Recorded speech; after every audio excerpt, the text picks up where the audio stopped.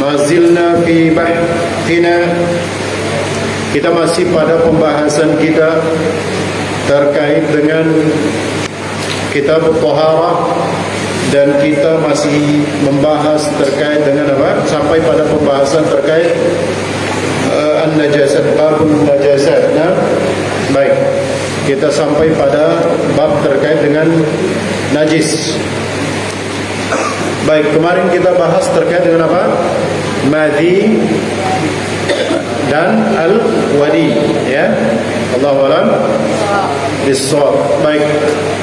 Kita kemudian masuk pada bahasan terkait dengan rawthu ma la yu'kalu lahmuhu, yaitu kotoran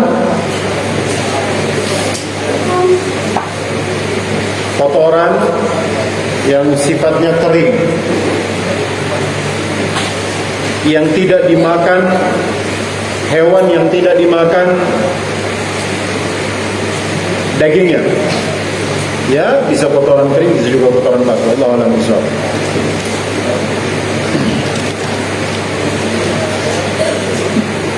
Jadi hewan yang tidak dimakan dagingnya, misal seperti apa? Singa. Apalagi? Anjing. Babi. Ada yang bilang buaya. Apa hukum buaya? Baik. Buaya khilaf para ulama. Tapi pendapat yang ana pilih, ana tidak katakan pendapat yang kuat, tapi pendapat yang ana pilih bahwasanya buaya itu hukumnya halal, karena dia termasuk hewan air. Adapun yang mengatakan bahwa kalau dia hidup di dua alam, pendapat yang mengatakan hewan yang hidup di dua alam dikiaskan kepada kodok, katak, maka kita katakan bahwasanya Allahu a'lam bishawab. Pesan dari Pak Mesri tadi, habis aja mengatakan lagi tidak 20 menit. Siap, ana udah. Baik. Baik, barakallahu fiik, jazakallahu khair. Terkait dengan hewan yang hidup di dua alam, maka ini pemkiasan kepada istinbat dari ba'dul ulama, sebagian para ulama, terkait dengan hadits larangan mengkonsumsi katak ataupun kodok, ya. Allahu a'lam bishawab. Maka kemudian mereka beristinbat sebab ataupun illah daripada pengharaman kodok di sini, salah satunya adalah karena dia hidup di dua alam. Dia hidup di dua alam. Baik, kita katakan bahwasanya tidak. Bahwasanya pengharaman di sini pengkhususan hanya kepada kodok saja. Allahu a'lam bishawab. Buaya dikiaskan kepada kodok, ini tidak tepat. Allahu a'lam bishawab, ya. Kalau ada yang mengatakan dia termasuk buas, kita katakan ada juga hewan laut, misal contoh seperti hiu putih. Buas, ya. Hiu putih buas mana? Buas. Baik, ya. Maka kita katakan bahwasanya buaya, kita kembalikan bahwasanya tidak ada dalil yang melarangnya, dan dia termasuk kategori hewan air. Masuk ke dalam hadis Nabi sallallahu alaihi wasallam bahwasanya al-hillu maitatuhu, ya, bahwasanya apa? Fil bahri ma'uhu tahur, al-hillu maitatuhu. Bahwasanya apa? Di laut itu airnya suci dan halal bangkainya. Kata para ulama, ini dalil yang menjelaskan semua hewan laut, Allahu a'lam bishawab, kecuali yang membahayakan atau yang memudarati, wallahu ta'ala a'lam. Baik. Maka buaya kembali kepada hukum asal, ya, karena tidak ada dalil, ya, yang menjelaskan bahwasanya dia haram. Maka dia kembali kepada hukum asal, yaitu apa? Ya, mubah. Adapun kalau pemkiasannya kepada hewan buas, ya, dalil tentang hewan buas itu terkait dengan ya hewan yang ada di darat. Wallahu a'lam bishawab. Adapun pengkiasan kepada kodok tidak tepat, karena itu dalil pengharaman khusus kepada kodok. Wallahu a'lam bishawab. Baik, para tulab yang dirahmati Allah Subhanahu wa taala, maka kita katakan bahwasanya buaya itu hukumnya apa? Halal. Kalau antum mau makan silakan, antum tak mau makan ya silakan juga. Wallahu a'lam bishawab. Sebagaimana Rasulullah SAW ketika sahabat ada sebagian mau makan bot ya. Kalau antum tidak geli ya silakan. Kalau antum geli jangan. Wallahu a'lam bishawab. Baik. Para ikhwan yang dirahmati Allah Subhanahu wa taala, maka kita masuk pada terkait dengan apa? Rawtu ma la yu'kalu lahmuhu. Misal contoh seperti singa, gajah, apa lagi? Kucing. Kemudian apa lagi? Hewan yang tidak dimakan dagingnya. Hewan yang tidak dimakan dagingnya. Wallahu a'lam bishawab. Maka najis ya. Kotoran hewan yang tidak dimakan dagingnya, ya, kotoran hewan yang tidak dimakan dagingnya itu hukumnya najis. Hal ini berdasarkan hadits Abdullah, ya, dia mengatakan bahwasanya apa? Arada Nabi sallallahu alaihi wasallam ayyatabarraza. Nabi sallallahu alaihi wasallam, ya, beliau sallallahu alaihi wasallam ingin buang air. Faqal, maka beliau sallallahu alaihi wasallam mengatakan bahwasanya ini bi thalathati ahjarin, yaitu datangkan kepadaku dengan 3 batu. Datangkan kepadaku 3 batu. Maka beliau mengatakan fawajadtu, Abdullah mengatakan fawajadtu lahu hajaraini, ya, maka aku kemudian mendapatkan untuk Nabi sallallahu alaihi wasallam 2 batu, ya, wa rawthat himarin, dan apa, satu kotoran apa? Himar, yaitu keledai, ya. Fa amsakal hajaraini wa taraha ar-rawthah. Himar di sini apa? Keledai jinak ya. Allahu a'lam bishawab. Maka Nabi SAW kemudian mengambil 2 batu dan beliau melemparkan rawthah, kotoran daripada ya, keledai ya. Keledai tersebut, mau lari-lari ke kedelai ya. Keledai ya. Allahu a'lam bishawab. Maka kemudian Nabi mengatakan hiya rijsun, bahwasanya rawthah himar ini dia rijis, dia kotor, dia najis. Allah Ta'ala a'lam. Ini dalil yang menjelaskan bahwasanya Syekh Abdul Azim bin Badawi menjelaskan bahwasanya apa? Ya, kembali lagi bahwasanya rijis di sini adalah apa? Berdasarkan apa yang beliau nukilkan di sini, maka kita katakan bahwasanya rijis di sini apa? Najis. Wallahu a'lam bishawab. Kemudian yang keenam, damul haid, ya, yaitu apa? Damul haid, yaitu darah haid. Darah haid. Sebagaimana dari Asma binti Abi Bakar, dia mengatakan ja'at imra'atun ila Nabi sallallahu alaihi wasallam, telah datang seorang wanita kepada Nabi sallallahu alaihi wasallam. Ya, faqalat, maka wanita tersebut kemudian mengatakan, ihdana yusibu thawbaha min damil haidi kaifa tasna. Salah seorang daripada kami bajunya terkena apa? Terkena daripada, atau dia terkena daripada pakaiannya terkena daripada darah haid.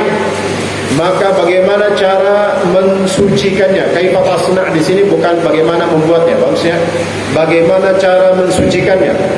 Faqal, maka Nabi sallallahu alaihi wasallam kemudian bersabda, tahuttuhu thumma taqrusuhu bil ma'i thumma tantahuhu thumma tusalli fihi. Kata Nabi sallallahu alaihi wasallam, tahuttuhu, keriklah. Tahut itu keriklah. Ya, kalau darah itu sudah kering maka dikerik. Ya. Thumma taqrusuhu, kemudian kucak-kucak dan gosok-gosok ya dengan air. Ya. Kemudian apa? Thumma tantahu, kemudian engkau bilas. Thumma tusalli fihi, kemudian engkau sholat padanya. Ini cara yang diajarkan oleh Nabi SAW, cara mensucikan apa? Darah haid. Ini menunjukkan bahwasanya apa? Darah haid itu dia najis ya. Allahu a'lam bishawab. Jadi darah haid itu najis. Allahu a'lam bishawab. Pertanyaannya, Pertanyaannya, bagaimana dengan darah yang keluar dari luka kita? Najis apa tidak? Pendapat yang kuat tidak najis. Pendapat yang kuat tidak najis. Karena bisa dilihat penjelasannya dalam Sahih Fiqh Sunnah Abu Malik bin Said Salim. Kalau kalian lihat nanti ada terjemahannya di atas di perpustakaan. Bahwasanya apa? Sahabat dahulu, sahabat Nabi SAW dahulu, mereka apa? Mereka berperang. Mereka apa? Berperang. Di medan perang, mereka ketika mereka menebas dan mereka ditebas, pedang mereka berdarah, baju mereka penuh dengan darah. Darah keluar daripada badan mereka yang terluka. Tapi tidak ada satu dalil Nabi SAW perintahkan untuk mencuci apa? Pakaian mereka ketika hendak sholat. Ketika hendak sholat. Baik ya. Nah, kita katakan bahwasanya apa? Pendapat yang kuat, wallahu a'lam bishawab. Dan ini anak pilih. Dan anak lebih memilih pendapat ini bahwasanya apa? Darah yang keluar daripada luka kita itu tidak najis. Pengkhususan di sini cuma kepada apa? Damul haid. Itu darah haid. Wallahu a'lam bishawab. Atau sesuatu yang keluar daripada apa? Kemaluan ya. Wallahu a'lam bishawab. Baik. Para tulab yang dirahmati oleh Allah Subhanahu wa taala. Kemudian lu'abul kalbi yang ketujuh. Yang ketujuh yaitu apa? Liur daripada ataupun liur dan jilatan anjing. Liur dan jilatan anjing. Baik. Hal ini sebagaimana hadis daripada Abu Hurairah radhiyallahu taala anhu. Dia mengatakan kalau Rasulullah sallallahu alaihi wasallam, bahwasanya Rasulullah sallallahu alaihi wasallam bersabda, "Tahuru ina'i ahadikum idza walagha fihi al-kalbu ay yaghsilahu 7 marratin ulahunna bit-turab." Bahwasanya apa? Sucinya bejana salah seorang daripada kalian apabila dijilat padanya anjing atau apabila anjing menjilatnya, hendaklah ayaghsilahu 7 marrat, hendaklah dia mencucinya 7 kali, ulahunna bit-turab. Yang pertama daripada 7 cucian tersebut itu dicampur dengan tanah. Dicampur dengan tanah. Jadi Allahu a'lam bishawab. Jadi ulahunna bit-turab itu dari 7 cucian itu yang pertama daripada cucian tersebut hendaklah menggunakan tanah. Itu dicampur dengan tanah. Baik ya. Pertanyaannya, tanahnya tanah apa? Tanah yang mana saja. Tanah yang mana saja. Selama tanah itu tidak najis, akan dipakai. Tidak harus tanah merah sebagaimana di masyarakat kita. Kalau anjing jilat harus cari tanah merah. Tidak. Ada dalil yang menjelaskan tanahnya harus tanah merah. Tidak ada. Ya kan di masyarakat kita juga harus tanah merah ya. Baik ya. Kita katakan tidak ada satu dalil pun yang menjelaskan bahwasanya tanah di sini adalah harus tanah merah. Jadi tanah di sini tanah apa saja, selama tanah itu tidak mengandung najis. Selama tanah itu tidak mengandung najis. Misal ada tai di atasnya ya, lalu antum puasa pakai tai itu tidak boleh. Allah a'lam bishawab. Baik ya. Para ikhwah, para tulab yang dirahmati oleh Allah Subhanahu wa taala, maka 7 cucian itu apa? Menggunakan yang pertama daripada 7 cucian tersebut harus menggunakan tanah. Apa boleh diganti? Pertanyaan. Boleh tidak diganti dengan yang lain? Syariat membimbing kita dan menetapkan kepada kita untuk menggunakan tanah, maka menggunakan tanah. Ya. Allahu a'lam bishawab. Ini bentuk ta'abbud lillah. Itu patuh tunduk kepada Allah Subhanahu wa taala. Baik. Jangan kemudian mengatakan bahwasanya zaman sudah modern. Kenapa tidak pakai sabun saja? Kenapa tidak pakai sabun saja? Ketahuilah bahwasanya apa yang ditetapkan oleh Allah Subhanahu wa taala lebih baik daripada apa yang dibuat oleh manusia. Baik, saya sedikit menceritakan kepada kalian, dan ini pernah saya baca dalam salah satu majalah. Kalau tidak salah waktu itu saya baca di majalah Kiblati kalau tidak salah, ketika saya masih di Malang. Baik, ada seorang profesor muslim di salah satu negara Eropa, dan salah seorang profesor Nasrani, yang mana mereka bekerja di salah satu lembaga yang sama, atau sebuah lembaga yang sama. Mereka bekerja di sebuah lembaga yang sama. Mereka mendapatkan rumah dinas dan hidup mereka bertetangga. Hidup mereka apa? Bertetangga, muslim dan kafir. Kemudian suatu hari, seorang profesor muslim ini dia mencuci mobilnya, dan di situ dia siapkan ada ember berisi air. Ember berisi air. Dia cuci mobil. Ketika sedang cuci mobil, lalu ternyata profesor kafir ini dia kemudian dia memiliki anjing. Nah, anjingnya ini kan lepas, kemudian minum dari bejana yang disiapkan oleh profesor muslim tersebut. Jadi ember yang berisi air yang disiapkan profesor muslim tersebut.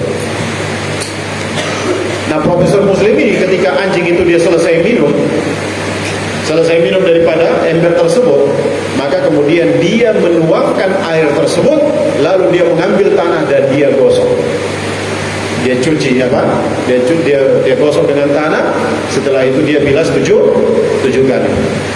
Ternyata tingkah laku profesor muslim ini, apa yang dilakukan oleh profesor muslim ini, itu dilihat oleh tetangganya yang profesor kafir, yang non muslimin. Maka kemudian ketika mereka bertemu di kantor, si profesor kafir ini bertanya kepada si profesor muslim, kenapa engkau ketika anjing saya minum daripada ember yang berisi air, kau tuangkan lalu kamu cuci dan kamu gosok dengan tanah? Lalu apa? Si profesor muslim menyatakan bahwasanya sesungguhnya ini ajaran agama kami, dan Nabi kami Muhammad SAW telah mencontohkan cara untuk mensucikan bejana yang dijilat oleh anjing itu dengan 7 kali cucian, dan pertama dari cucian itu dicampur dengan tangan. Lalu si profesor muslim mengatakan, kenapa engkau tidak mencucinya menggunakan sabun? Bukankah zaman kita sudah modern? Zaman kita sudah modern. Deterjen ini bisa membasmi bakteri dan bisa mensucikan apa? Mensucikan bejana tersebut, membersihkan bejana tersebut. Lalu si profesor muslim ini mengatakan bahwasanya bakteri itu tidak akan mati kecuali dengan tanah. Bakteri yang terdapat di dalam liur anjing itu tidak akan mati kecuali dengan apa? Dengan menggunakan tanah. Maka si profesor muslim ini kemudian penasaran. Akhirnya mereka dua melakukan uji coba. Uji coba. Mereka siapkan bejana, lalu anjing minum dari situ. Dituangkan airnya. Yang satunya, yang profesor yang non muslim ini mencuci dengan menggunakan deterjen dan sabun-sabun, bahan kimia yang sudah disiapkan saat ini seperti kita saat ini. Dan yang satunya profesor muslim ini menggunakan tanah. Dan apa hasilnya ketika mereka lihat di lab? Ternyata bakteri yang yang ada bejana yang dicuci menggunakan tanah itu bakterinya semua mati. Bakterinya semua mati. Sedangkan yang menggunakan deterjen itu tidak mati. itu tidak mati, masih banyak bakteri. Allahu a'lam. Dan ini mukjizat Nabi kita Muhammad sallallahu alaihi wasallam. Baik ya, para jamaah, para tulab yang dirahmati Allah Subhanahu wa taala, saya pernah membaca satu buku. Bukunya tipis sekali. Salah seorang profesor, seorang peneliti dari Thailand, dan buku itu waktu itu kalau tidak salah salah satu kakak sepupu saya itu ketika dia ngambil jurusan biologi. Dia ngambil jurusan biologi, kemudian dia beli buku tentang 1001 penyakit yang terkandung pada liur anjing. 1001 penyakit yang terdapat pada liur anjing. Allahu a'lam bishawab. Dan itu cuma bisa disucikan dan dibersihkan dan dimatikan. Bakteri-bakteri yang bisa menimbulkan penyakit pada manusia yang terdapat pada liur anjing itu cuma menggunakan tanah. Wallahu a'lam bishawab. Baik, seperti itu. Baik, para tulab yang dirahmati oleh Allah Subhanahu wa taala, maka lu'abul kalbi, yaitu apa? Jilatan anjing atau liur anjing. Maka dia itu najis ya. Karena Rasulullah sallallahu alaihi wasallam apa? Rasulullah sallallahu alaihi wasallam suruh apa? Suruh mencucinya menggunakan apa? Tanah. Dari mencucinya 7 kali dan yang pertama dicampur dengan apa? Tanah. Wallahu a'lam bishawab. Kata para ulama, najis anjing ini termasuk kategori apa namanya, najis yang apa namanya, berat, najis berat, sehingga Rasulullah SAW suruh membilas dan mencucinya 7 kali. Yang pertama menggunakan tanah. Allahu a'lam bishawab. Bagaimana dengan bejana yang terkena daging babi? Bejana yang terkena daging babi. Baik. Bejana yang terkena daging babi, apakah harus menggunakan tanah? Ataukah tidak? Tidak perlu. Baik. Sebagian para ulama mengkiaskan daging babi itu kepada apa? Cara mencuci anjing, jilatan anjing. Allahu a'lam bishawab. Sebagian yang lain mengatakan bahwasanya tidak perlu. Kenapa? Karena tidak ada dalil. Tidak ada dalil yang menjelaskan tentang ya cara mencuci apa? Bejana yang terkena daging babi. Ala kulli hal, Rasulullah sallallahu alaihi wasallam suruh kita mencuci bejana ya orang kafir apabila tidak ada bejana yang lain. Ya, cara mencuci di sini kata para ulama, misal kalau kita mau makan tidak ada bejana yang lain kecuali bejananya orang kafir tersebut, maka Rasulullah SAW kita menyuruh kita untuk mencucinya. Maka cara mencuci di sini dijelaskan oleh para ulama tidak harus menggunakan apa? Tanah. Allahu a'lam bishawab. Ya, cukup mencuci saja, mencuci. Ya, dikembalikan kepada uruf. Uruf kita di sini misal contoh seperti ini, mencuci menggunakan sabun, ya cukup dengan menggunakan sabun seperti itu. Wallahu a'lam bishawab. Wallahu a'lam bishawab. Baik ya, seperti itu. Kemudian al-maitah, di antara apa namanya najis, perkara-perkara yang dia itu najis adalah bangkai. Bangkai. Apa itu bangkai? Bangkai itu wahya ma mata hatfa anfihi. Bangkai itu hewan yang dia mati tercekik atau mati karena kehabisan napas min ghairi zakatin syar'iyyatin, tanpa disembelih secara syar'i atau tidak disucikan secara syar'i. Maksudnya tidak disembelih. Dia tidak disembelih ya. Itu namanya bangkai. Allah a'lam bishawab. Nah, di sini misal contoh seperti ayam yang ketabrak lalu mati. Ayam ketabrak mati. Tidak tidak disembelih. Baik, maka dia apa? Bangkai ya, atau ayam yang tenggelam, bangkai, atau kambing yang tenggelam, bangkai, mati tenggelam ya, bangkai, atau mati tertabrak, bangkai. Baik ya, maka bangkai itu adalah wahiyya ma mata hatfa anfihi min ghairi zakatin syar'iyyatin, itu bangkai. Itu sesuatu yang dia, atau hewan yang dia mati disebabkan karena apa? Kehabisan nafas, tanpa disembelih secara syar'i. Tanpa disembelih secara syar'i, maka itu bangkai. Wallahu a'lam bishawab. Atau dia disembelih tapi dia tidak sesuai dengan tuntunan syariat, yaitu tidak membaca bismillah. Tidak membaca bismillah. Meskipun dia seorang muslim, misal antum meskipun yang menyembelih adalah seorang muslim, kalau dia menyembelih tanpa membaca bismillah, maka ini termasuk kategori tidak disucikan secara syar'i, atau tidak disembelih secara syar'i.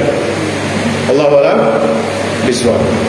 Dia disembelih tapi tidak secara syar'i, karena tidak mengucapkan nama Allah, yaitu dia tidak membaca bismillah. Maka kalau ada sembelihan yang disembelih tanpa membaca bismillah, maka dia hukumnya bangkai. Paham? Dia adalah bangkai. Haram untuk dimakan dan dia najis. Haram untuk dimakan dan dia najis. Allahu a'lam bishawab. Hal ini berdasarkan sabda Nabi sallallahu alaihi wasallam bahwasanya idza dubighal ihabu faqad tahura, apabila telah disamak. Al-ihab di sini apa? Kulit daripada bangkai. Kulit daripada bangkai. Faqad tahura, maka sungguh dia telah suci. Ya, kata Syekh, wal ihabu jildul maitati wa yustathna min dzalik.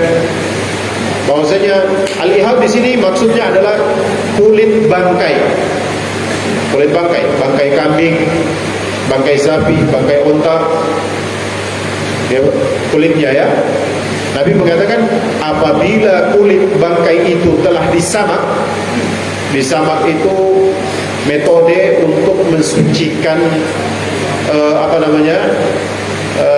kulit ya, untuk digunakan sebagai perkakas. Misal digunakan sebagai apa? Ember dulu ya, atau digunakan sebagai jaket, atau digunakan untuk apa? Sepatu, sandal, atau misal digunakan untuk apa? Tempayan ya, atau botol minum. Botol minum ya. Itu pada zaman itu. Jadi metode untuk mensucikan apa? Kulit, sekaligus untuk mengawetkannya. Wallahu a'lam bishawab. Itu biasanya mereka menggunakan bahan-bahan tertentu dari tumbuh-tumbuhan. Wallahu a'lam bishawab. Kalau sekarang itu ada yang di pabrik-pabrik itu menggunakan apa? Mereka menggunakan contoh seperti menggunakan apa? Bahan-bahan kimia. Allahu a'lam bishawab. Jadi makanya kita kenal dengan adanya jaket kulit ya. Wallahu ta'ala a'lam. Maka ya bahwasanya di sini apa? Kembali lagi bahwasanya kulit di sini adalah kulit bangkai. Jadi kalau dia sudah disamak maka dia sudah suci. Wallahu a'lam bishawab. Ini menjelaskan bahwasanya bangkai itu najis ya. Bangkai itu najis. Kalau kulitnya aja najis, apalagi dagingnya. Allahu a'lam bishawab. Kemudian Syekh mengatakan wa yustatna min dzalik, yang diperkecualikan daripada bangkai itu ya. Jadi tidak semua bangkai itu najis. Tidak semua bangkai itu najis. Baik, ada bangkai-bangkai yang dia tidak najis, bahkan boleh dimakan. Misal contoh bangkai di sini adalah bangkai ikan, maitatus samak, bangkai ikan, wal jarat, dan bangkai belalang. Bangkai belalang ya, bangkai ikan dan bangkai belalang. Nah ini yang diperkecualikan. Allahu a'lam bishawab. Hal ini sebagaimana sabda Nabi sallallahu alaihi wasallam, "Uhillat lana maitatan wa daman." Bahwasanya dihalalkan kepada kita dua bangkai dan dua darah. Dihalalkan kepada kita dua bangkai dan dua darah. Ammal maitatan fal hut wal jarad. Adapun dua bangkai itu adalah al-hut, yaitu bangkai ikan. Bangkai ikan. Ya. Wal jarad, dan bangkai belalang. Bangkai ikan dan bangkai belalang. Wa ammad daman, dan adapun dua darah yang dihalalkan kepada kita itu fal kabir wa tuhal. Maka dia adalah hati dan limpa. Hati dan limpa itu terdapat pada hewan. Baik ya, hati ayam atau limpahnya ayam. Limpahnya ayam. Misal hati kambing dan limpa kambing, hati sapi dan limpa sapi. Baik ya, maka ini dihalalkan kepada kita. Allahu a'lam bishawab. Jadi dua bangkai, jadi tidak semua bangkai itu diharamkan. Jadi bangkai, ada bangkai-bangkai yang dihalalkan, yaitu bangkai hewan laut. Misal contoh seperti apa? Ya, ikan dan segala jenis yang ada di laut. Allahu a'lam bishawab. Kemudian wal jarad. Jarad di situ apa? Belalang ya. Ikan ya. Bangkai ikan halal ya. Semua yang ada di laut bangkainya halal ya. Kecuali bangkai kapal selam, itu tidak boleh. Bangkai kapal selam tidak boleh ya. Allahu a'lam bishawab. Baik. Kemudian yang kedua, maitatu ma la dama lahu sa'ir. Kemudian bangkai yang tidak najis itu bangkai yang dia tidak memiliki darah yang mengalir. Bangkai hewan yang dia tidak memiliki darah yang mengalir. Misal contoh seperti lalat, kadhubab, wan naml, semut, wan nahl, lebah, ataupun selain daripada itu. Seperti apa? Selain daripada itu, nyamuk. Bagaimana kalau nyamuk itu dia hinggap di kita pas waktu sholat? Kalau kita pukul, lalu ada darah di situ, apakah najis? Tidak. Karena pada hukumnya nyamuk itu tidak memiliki darah. Paham? Adapun darah yang ada, yaitu adalah darah manusia, dan darah manusia itu tidak najis. Darah manusia yang keluar daripada kulitnya dia itu tidak najis. Allahu a'lam bishawab. Adzan dulu, setelah itu kita lanjut.